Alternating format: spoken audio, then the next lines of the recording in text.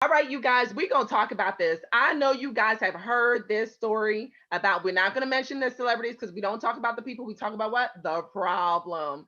And so we're going to talk about this whole delivery rights. Do dads have the rights to be in the delivery room? This is exclusive of abusive and otherwise dysfunctional relationships. Do dads have the right to say that they want to be in the delivery room? Let's talk about it. What y'all think? Did y'all hear about the story? No, Yes. So I didn't there hear. is two celebrities, and they are in a separation ish ship. And as a result of it, she's pregnant and she's getting ready to deliver. And she does not want the father of the baby to be in the delivery room, and he wants to be there, and he is fighting to be in the room with her. And the question is, does he have the right to fight to be in the room with her? What y'all think? You Well, if got you it. say, go ahead, Chastity. No, it's all you, baby. It's all you. You deliver them. You go ahead. This You know, evening, guys, I'm just share with y'all. We have a special guest on the couch. On the couch, this is my friend from back in the day. And we have an attorney on the couch with us this evening, y'all.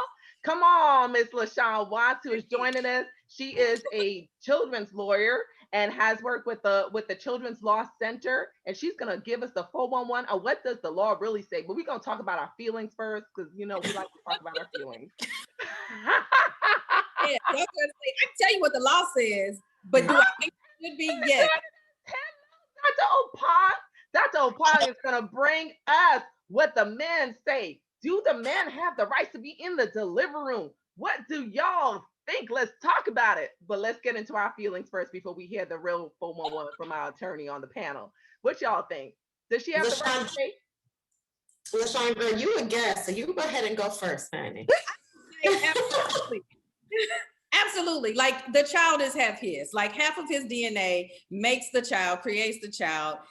Like you said, exclusive of him being abusive, should he be able to be in the delivery room? Yes, he absolutely should. It's his child too.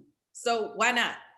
But I can tell you, I understand the flip side of it in terms of health issues for the mother. Like labor is intensive, is stressful enough. Mhm. But you don't want someone that you don't like, that stresses you out, that gets on your nerves, that aggravates you, to be in the room while you already stressed in a various medical position trying to deliver a child. So for reasons that I can understand, if you are having contentious, if you have a contentious relationship with the father, I can understand the mother saying, no, this is not it.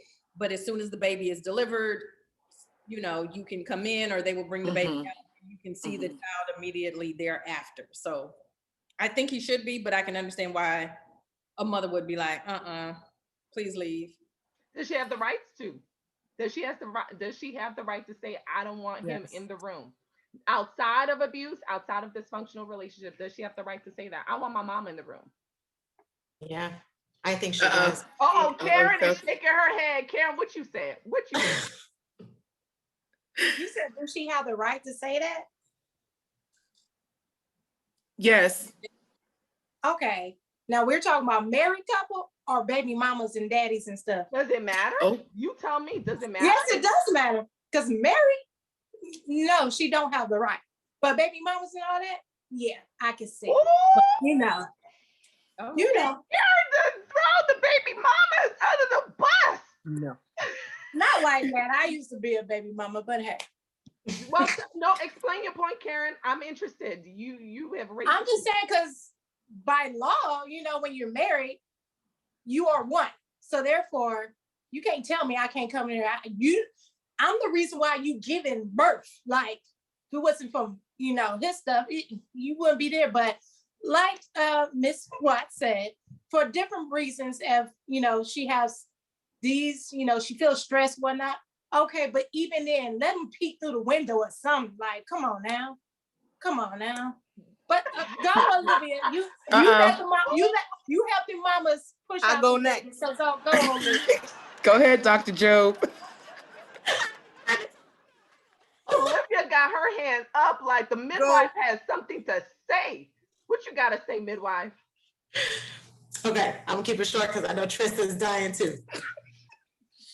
In women's health, we have been fighting for equal rights and for the women to be heard for so long. Laws have been put in place. People have abused of their bodies. Women have not been heard for so long. And if you're somebody even who believes in like pro-choice, let's say, the whole argument is that it is her body, her choice, her rights. And as a healthcare practitioner, as much as that sucks for a man, let me tell you, having people in there that are not necessarily supportive of the mother, having spectators, birth can be very much a spectator sport. That can affect the health of the mom, it can affect the health of the baby. Even in the laboring process, I have had moms there who have thought they wanted everybody in the room, dad, grandma, grandpa, everybody, and it stalls everything out. I'm the kind of midwife that kicks everybody out the room, everybody, except for me and the mom and the nurse. So this idea of, do you have the rights? It's her body, it's her vagina. Nobody has the rights at that point until that baby comes out. Now, if we want to talk about, should he have rights to be there because it's his baby, maybe we can come to an understanding. Maybe you stand behind the curtain. Maybe you can hear things. Maybe you can stand somewhere where you can't literally sit there watching her vagina, right? So maybe there are some concessions to be made, but as far as like, should you be there if that woman is clearly stating no, whether that's childish or whatever, it is still her body. Until that baby comes out, it is her body and the most intimate parts of her body. There are some women who use it as an emotional pawn. What do you That's think? between them though. Whether That's or not they do that, unfortunately, that happens. Yes, whether or not they do that. But if we're talking about that labor and delivery time, and this woman is going through, as Olivia was just saying, she's going through this time where it's stress on the body, and she's kind of on that brink of life and death. Why do you need extra bodies in there to be causing chaos and confusion? If it is that it's a good relationship, that's one thing. Literally, I was having this discussion with my sister. One of the things that she pointed out was, in so many of the births that she's been around, she kind of works as a doula in some cases. When the spouse is in there or the dad is in there, whatever the case may be, the mom is all focused on them and whether or not they're okay, as opposed to focusing on whether or not she's doing what she needs. So it's like, it can be a distraction. And these are people who are in great loving relationships, but it's like, instead of paying attention to what's happening in her body at that point in time, her mind is now being distracted by this person that's in the room, whether they're pacing or agitated, whether in the corner bent over because they can't take it and about to pass out. Is that the best choice for this woman and the child? That's an interesting This is question. what I think needs to be considered. So woman and child. I hear that. Oh, okay. Okay. All right, Dr. Opong. The question to you is, when does the paternal right start? You know, our attorney Watts said that dads have 50% rights, but when does that right start, if not in the delivery room? I want to hear the legal aspect. The legal aspect for me. No, I know the answer to the question, but Tasca's making me wait to give the answer. So she wants your feelings first. I want to hear, what does Dr. Opong think about, when does those rights start? When does the father get to say, I have a right? That's my 50% DNA. And matter of fact, I determine what biological gender that child is. Right. Listen, according to all these queens in the room, you know, subjective, very subjective, super relative. I have two children. Our oldest, you know, Princeton, and our youngest, Harmony Rebecca. I was there for the both of them. Did I insist on being there? Yeah. But I don't think my insistence on being there was a challenge to her, me being there or not being there. Subjective and relative, right? My wife, she's the kind of person who wants someone in the room. You have to also look at the background and the context of the person that you're dealing with. My wife lost her mom on Mother's Day. Her mom will never be in the room with her. Her sister tends to be, or can be, you know, a little bit hysterical or frantic or just extra at times when it comes to certain things. Lovely. I'm telling her you said that. I'm telling. Who said that? So, you know, but I think at the end of the day, it's up to the two. And in a situation like this, you know, I think I clearly heard from everybody that women's rights, it is the mom's right. Pro-choice, you know, being the woman's body, the woman's vagina. And I'm with all that, right? I'm pro-woman, all that. My thing is this. I made that baby. That baby don't get made without me, okay? At the end of the day, too, Karen just co-signed your point. Okay. so and you know, at the same time too, right? I have to also honor the fact that I'm a God-fearing man. So I have to look at what the word says at the end of the day. And I'm just like, when you look in the word of God, the cornerstone of every household, of every society is fatherhood. Not manship, not manhood or any of that, fatherhood. So I'm just like, I'm choosing to be there. Now, I think it's a totally different conversation if she's saying, no, I don't want you in there for whatever reason. For whatever reason. If she doesn't want me there, I have to respect her wishes. It's not a fight. But when the baby comes out, I'm going to be one of the first, if not the first, to hold him. Amen. So that's why I'm just saying, everybody in this room, all of you guys are absolutely right. I kind of feel like Dr. T, you know, and this is great marketing. This is super clickbait because it's supposed to have men supposed to have men up in arms and that, what type of conversation, who would ask this kind of question? Is that even a question? You know, and I'm just like, I think it's a very dang good question.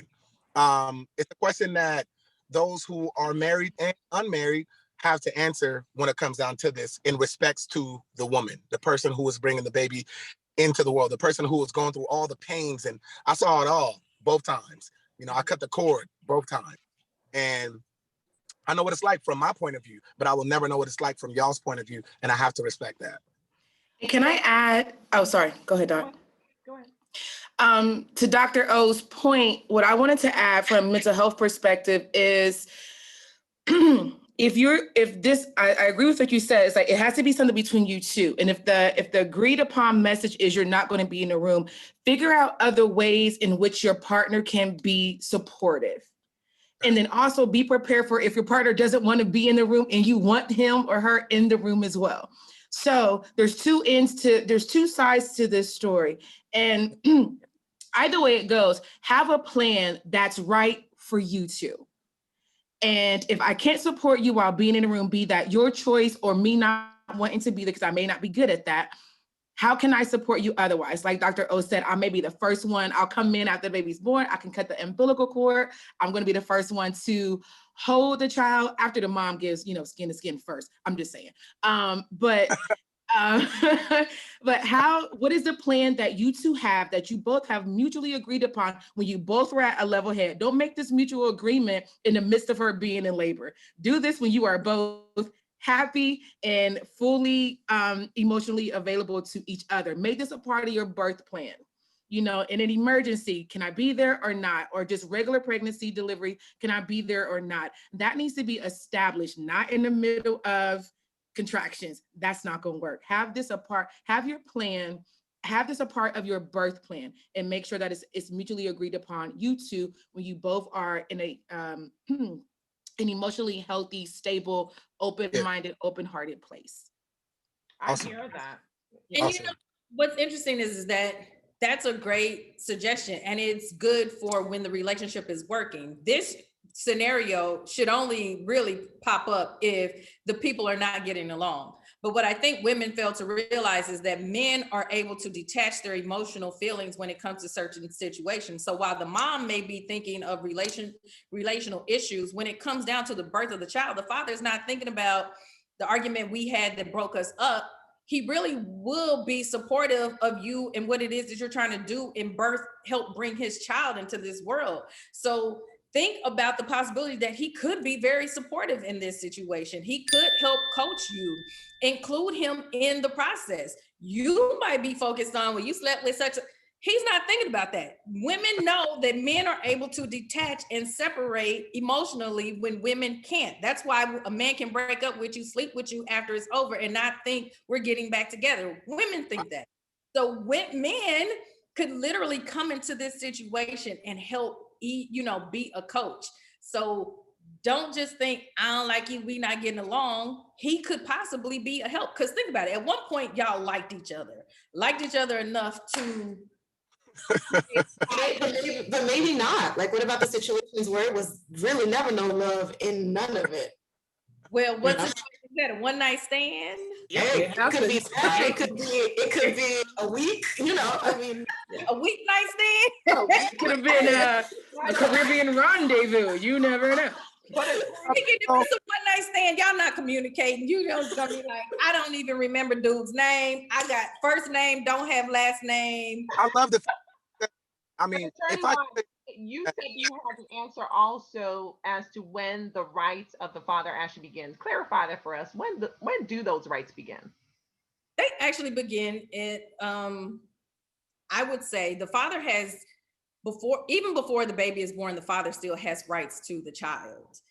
Maybe not in terms of, and actually they could, if he knew that she was wanting to do, let's say, an abortion, the father could file an injunction in court to have her not terminate the pregnancy. So women forget, you can't get pregnant without a man. It's not like you can just pop a pill and say, I want to be pregnant, and you have a baby. You need sperm to do it. So you can't just think you can cut this person out of the entire process because y'all not getting along. So yes, a father could file an injunction to have the woman not have an abortion if it's not going to be, you know, a matter of life and death for her. Actually, if you want to know the answer to the question, a father can file to be in the room, but it's this sort of thing has only been litigated once in this country, if you can believe that. Only one time. There's only one case on the record, and it was in 2019 in New Jersey. And the father and the mother were not getting along. He filed. Yeah, I know, right? Yeah. Father filed because he wanted to be present, and the court said what everyone else is saying. It's really a privacy issue for the mother. It's a health issue for the mother. Like if the mom does not want this person pregnant, they have a contentious relationship. Childbirth and delivery is already complicated, so she has the right to not have him be in the room while she's delivering, but the father can file an order and get an order to be there immediately after the baby is born, so he can see the child and put his name on the birth certificate and be there then. But in terms of being in the delivery room, a mother does have the right to exclude a father that she's not getting along with from the delivery room. How do you guys see this? But thank you for that. I mean, that's really 2000. That's not that long ago. I think probably a lot of dads don't know that they can do that. And my question to you guys is, we're evolving to this LGBTQ plus community society where roles and gender roles are starting to merge and be less so solidly defined. How does this question play into a society that is evolving into being welcoming and more across the board equal for all rights and all people and all backgrounds? How do you justify, how do you draw these lines in the sand for an LGBTQ plus community? I think, like Dr. Watts said, it's not even a gender thing, it's a privacy issue. So it doesn't really matter who it is. If the person who is birthing is saying that people aren't allowed in, then. Yeah, because you won't have this with two gay men. I mean, Right. There's going to be someone else delivering their child. So again, it's still going to be a privacy thing. Like, this is hard enough. This is complicated enough. I don't need the extra stress. See you when the baby is out, you know, because there could be medical complications while this is happening. Oh yeah. Oh, very much so. Very, very much so. And there's the whole discussion of trauma, people who have trauma experiences, and things like that. So ideally, Dr. Opong, what is the role of a father in the delivery room? What was your role? What did you view your role as being, and did you fulfill it? I was screaming at the top of my lungs to my wife, "That's right, baby, Mamba mentality. You can do this. Remember what Kobe did in Game 7? Like, it was, I got it on tape. That's literally what I was doing. But I did that. I know Esther. I know her. I know what she's going to cater to. I know what's going to actually put her at ease. I love what somebody said. I heard someone saying something to the effect of someone who is not married. And that, to me, that's why I feel like in the event of children coming into the world, I feel like marriage is important because there's stability there. In this aspect, you know, there was stability. In other aspects, it's not to say that there isn't stability, but we did have an agreement agreement not only at the altar, but we had agreement years before we had Princeton. And then right before Princeton was born, we talked about it. So not only were there discussions and there was an agenda and there was itemizations of expectations, right? Those expectations were set as to what I will do. Like I literally came in ready with my iPad ready to record, right? I got consent from the hospital. Is this okay? Because I've never done it before. Obviously okay with it, stuff like that. Then also too, just realizing, what my pitch is and what my tonation is with this woman who's bringing our child into the world. Am I going to be playful when baby is coming down the canal? Am I going to be more of a quiet giant behind the scenes that's kind of holding her hand and letting her squeeze the life out of me? That type of thing. And while that may sound cliche, I gave myself to the situation. I'm welcoming another spirit, a human being into this world. I was already talking to him, the moment, 2-3 weeks after we found out we were having a boy. And so I just really feel like, again, and you asked a very great question, Dr. T. Thank you for posing that. It just really comes down to the two individuals, those personalities. And while, our sister here, gives us the legal ramifications around the past and the present, we should heavily consider those, but at the same time, it's always going to come down to what type of man is in the room, what type of, what are the nuances with, this particular mother, and what are the conditions of the baby that's coming in? Maybe we don't have, I love what our other sister said, maybe we don't have so many people, maybe we have no one in the room, right? Prior to baby being born, we found out, through the fluids and so on and so forth. And, looking at the scans that, baby's going to come in with some deficits, or baby's going to come in with certain conditions.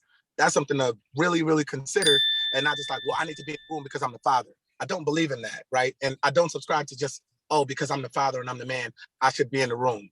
Let me consider her. This is somebody who's going to be going through some mental, psychological, obviously physical conditions and transformations that I really need to adhere to. So I'm really going to put her first at the end of the day. If she doesn't want me in the room, I'm going to spend the rest of my life with my son or daughter or sets, if that's the case. And we'll just have it at that. I'm not going to make an argument or a case where someone adamantly says, I want no one in the room, including you. It just is what it is, married or not. It doesn't matter, married or not. That could be the beginning of, I don't want him in my child's life. So you have to consider the fact that I don't want him in the room could be, I don't want his name on the birth certificate, or I don't want him to have visitation, or I don't want him to see the baby unless I'm around. Like it, depending on who we're dealing with, that I don't want could start a list of I don't wants. And that's really where the issue is when she starts with the I don't want, is she gonna stop? Because it could be, I don't want him in the room. That's great. Okay, fine. But then it's, I don't want his name on the birth certificate. And if she says that, he has to go to court to, establish paternity. That's crazy. This is my child. So you're gonna make me get a blood test and go to court to file to have the birth certificate changed to establish that I am the father, when we could just sign this acknowledgement of paternity in the hospital and be done with it. So I agree that it should be between two people, but I've seen enough contentious relationships to know that it can become a snowball effect depending on the woman with, I don't want him X, Y, and Z. So I'm a little leery of that. Let me throw this final question out. That's an amazing point.